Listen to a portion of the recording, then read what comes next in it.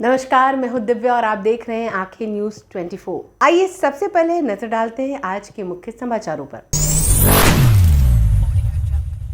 नमस्कार, मैं अमित और आप देख रहे हैं आंखें न्यूज 24। जन स्वराज के सूत्रधार प्रशांत किशोर बिहार में संपूर्ण क्रांति और व्यवस्था परिवर्तन के उद्देश्य से सीताब दियारा से शुरू की गई बिहार बदलाव यात्रा के तहत शुक्रवार को शिवहर के 1 दिवसीय दौरे पर पहुंचे, जहां उन्होंने शिवहर के तड़ियानी प्रखंड स्थित युगल किशोर जय मंगल महाविद्यालय में आयोजित बिहार बदलाव सभा को संबोधित किया। बता दें कि शिवहर पहुंचने पर प्रशांत किशोर का नीतीश सिंह महाराज और विल्सन विधानसभा क्षेत्र से संभावित प्रत्याशी अर्पणा सिंह के नेतृत्व में विभिन्न स्थानों पर नागरिकों द्वारा स्वागत किया गया। बता दें कि इस क्रम में नरवारा बाजार, तड़ियानी चौक आदि स्थानों पर बड़ी संख्या में पार्टियों और उनके समर्थकों ने उनका जोरदार स्वागत किया, तो वहीं ढोल नगाड़ों के साथ समर्थकों ने उन्हें फूल माला से लाद दिया। अपने संबोधन में प्रशांत किशोर ने कहा कि मैं पिछले 3 सालों से बिहार के गांव-गांव घूम रहा हूं, लेकिन बच्चों के शरीर पर कपड़ा और पैरों में चप्पल नहीं है, इसलिए आपको अपने बच्चों की चिंता करनी चाहिए। कोई नेता आपके बच्चों की चिंता नहीं करेगा। उन्होंने उदाहरण देते हुए समझाया कि बिहार के लोगों को लालू प्रसाद यादव से सीखना चाहिए कि बच्चों की चिंता आखिर क्या होती है। उन्होंने कहा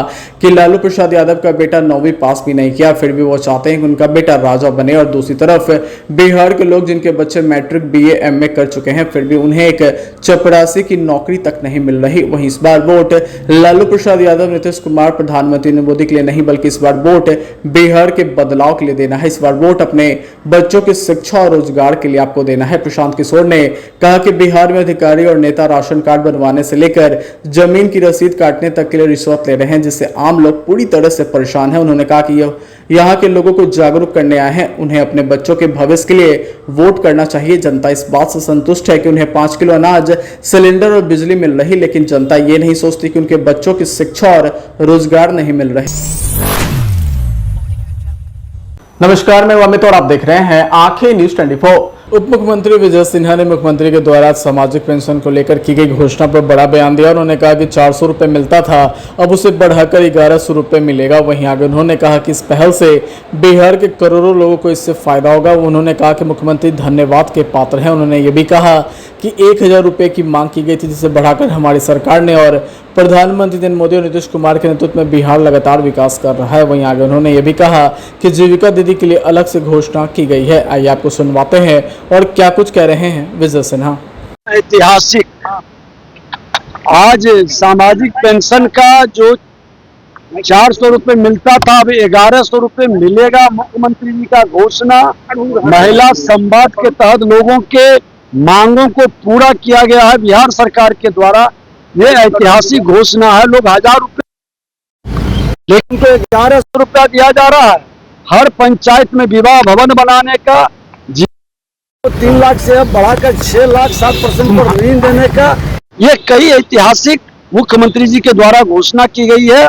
और बिहार के विकसित बिहार के डबल इंजन की सरकार के प्रधानमंत्री मुख्यमंत्री जी के आज द्वारा हर बिहारियों को गौरवान्वित हो। नमस्कार, मैं अमित और आप देख रहे हैं आंखें न्यूज 24। पटना की जो सड़कों पे पहली बारिश में इतनी पानी भर गई है, उसके बारे में क्या कहना चाहेंगे आप?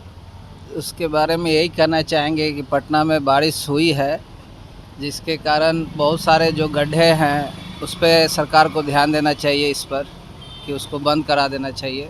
और बहुत सारा जो चैम्बर का ढक्कन जो खुला छोड़ देता है, सब लोग उस पर बंद कर देना चाहिए, ताकि बारिश के कारण वो भर जाता है तो बहुत सारे लोग उसमें गिर जाते हैं। तो इस पर ध्यान देनी चाहिए। सरकार इससे बचाव के लिए क्या करे? सरकार बचाव के लिए कर रही है, बहुत सारे रोड बना रही है, सड़कें बना रही है, जो कच्ची सड़क है उसको पक्की में तब्दील कर रही है। बहुत दयनीय स्थिति है अभी इस इलाके का। हर जगह ड्रेनेज टूटा फूटा हुआ है। सरकार इस ओर ध्यान नहीं दे रही है। बरसात के पहले समुचित व्यवस्था कर लेनी चाहिए थी। और नगर निगम में, पटना नगर निगम में इसका ड्रेनेज का बहुत सारा आवंटन है कार्य कराने के लिए, लेकिन इस ओर ध्यान नहीं दिया जाए। आम जनता को बहुत परेशानी हो रही है। नरकों के जीवन है, उससे आसपास के जितने भी बच्चे बुजुर्ग हैं चलने फिरने में बहुत मजबूर हैं और पानी से होकर के गुजरना पड़ता है। सरकार इससे बचाव के लिए क्या करे? सरकार इससे बचाव के लिए आम लोग से और ड्रेनेज का जो निर्माण जेई के द्वारा और अभियंता के द्वारा कार्य किया जाना चाहिए, उसकी ओर विशेष रूप से ध्यान देना चाहिए, तब जाकर काम लोग को सहूलियत प्रदान किया जा सकता है। और बरसात के पहले जो अधूरा काम रहता है, मानसून से पहले हो जानी चाहिए था, लेकिन बहुत सारे इलाके में अब जाकर के जो बारिश हुई है तब कार्य शुरू किया गया है।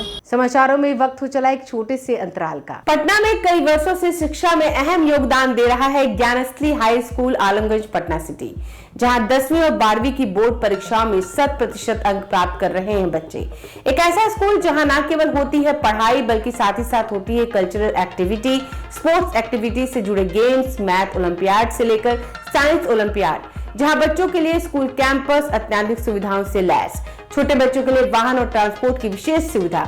तो देर किस बात की, आज ही कराएं अपना नामांकन Gyansthali high school Alamganj Patna city में, जहां नामांकन की प्रक्रिया जारी है। संपर्क करें पुलिस चौकी Alamganj main road near Alamganj थाना पटना बिहार 800007। समाचारों में आपका फिर से स्वागत है। नमस्कार, मैं अमित और आप देख रहे हैं आंखें न्यूज 24। बिहार विधानसभा में नेता प्रतिपक्ष तेजस्वी यादव ने शुक्रवार को पीएम नरेंद्र मोदी के सीवान दौरे को लेकर यह दावा किया कि जब भी प्रधानमंत्री नरेंद्र मोदी बिहार आते हैं तो उनके दौरे पर 100 करोड़ रुपए खर्च होता है, लेकिन प्रधानमंत्री नरेंद्र मोदी के ऐसे दौरे से बिहार को कुछ नहीं मिलता। वहीं आगे उन्होंने कहा कि प्रधानमंत्री बिहार सीवान आए थे लेकिन उनके भाषण में कोई कंटेंट नहीं था। वहीं घिसा-पिटा बात बोलकर प्रधानमंत्री चले गए। टेलीप्रॉम्प्टर से पढ़कर बोलने वाले प्रधानमंत्री नरेंद्र मोदी बिना टीपी के कुछ नहीं बोल पाते। तेजस्वी यादव ने आगे कहा कि प्रधानमंत्री नरेंद्र मोदी के बिहार आने से आखिर बिहार को क्या मिला, ये बड़ा सवाल है। बिहार के लोग अब कहने लगे हैं कि बिहार में जुमलों का साया है, फिर देखो वही आया है। वहीं आगे तेजस्वी यादव ने सवाल उठाते हुए कहा कि सरकारी कार्यक्रम में भी बीजेपी का झंडा रहता है। जब भी प्रधानमंत्री आते हैं तो लगभग 100 करोड़ रुपए बिहार के लोगों के पैकेट का खर्च होता है। सीवान के लिए ही उप मुख्यमंत्री सम्राट चौधरी 5 बार हेलीकॉप्टर से आए और गए, उसका भी खर्च लगता है। उसकी सुरक्षा में भी खर्च होता है। देश के सबसे गरीब राज्य को लूटा जाता है। प्रधानमंत्री नरेंद्र मोदी के पॉलिटिकल रैलियों में इतना खर्च हो रहा। वहीं आगे तेजस्वी यादव ने कहा कि लालू प्रसाद यादव पर आरोप लगाने वाले प्रधानमंत्री को शर्म आनी चाहिए। आज देश में कोई भी ट्रेन चल रही है तो उसका पहिया बिहार बना रहा। ये लालू प्रसाद यादव की ही देन है, लेकिन इनके राज में एक भी वादा जो बिहार से किया गया वो पूरा नहीं हुआ। वहीं तेजस्वी यादव ने 17 महीने में रीगा चीनी मिल चालू करवाया। उन्होंने कहा कि प्रधानमंत्री नरेंद्र मोदी सिर्फ कथा सुनाकर चले गए।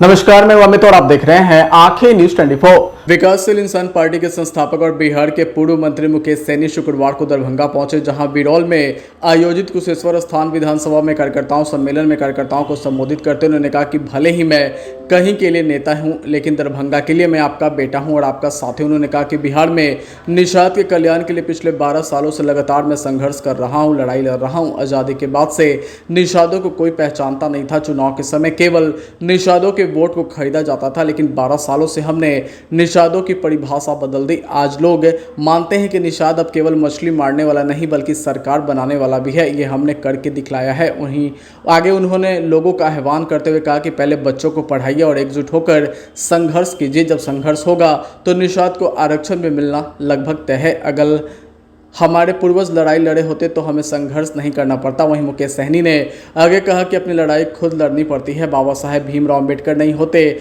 तो आरक्षण भी नहीं होता। अगर आज पिछड़े और अति पिछड़ों को आरक्षण है तो बीपी मंडल की देन है। हमें भी अपनी लड़ाई खुद लड़नी होगी। उन्होंने कहा कि इस साल विधानसभा चुनाव है, हम सबको इस बार अपनी ताकत दिखानी है। हमें ऐसी सरकार बनानी है जो गरीबों की सरकार और उसकी समस्याओं के समाधान करने की सोचे। हमें 5 किलो अनाज नहीं, हमें आने वाली पीढ़ी को उज्जवल भविष्य चाहिए। अगर आपने अभी तक हमारे चैनल को सब्सक्राइब नहीं किया है तो हमारे चैनल को जल्द से जल्द सब्सक्राइब करें, लाइक करें और शेयर करें। देश और दुनिया की तमाम खबरों को देखने के लिए लगातार देखते रहें आंखें न्यूज़ 24।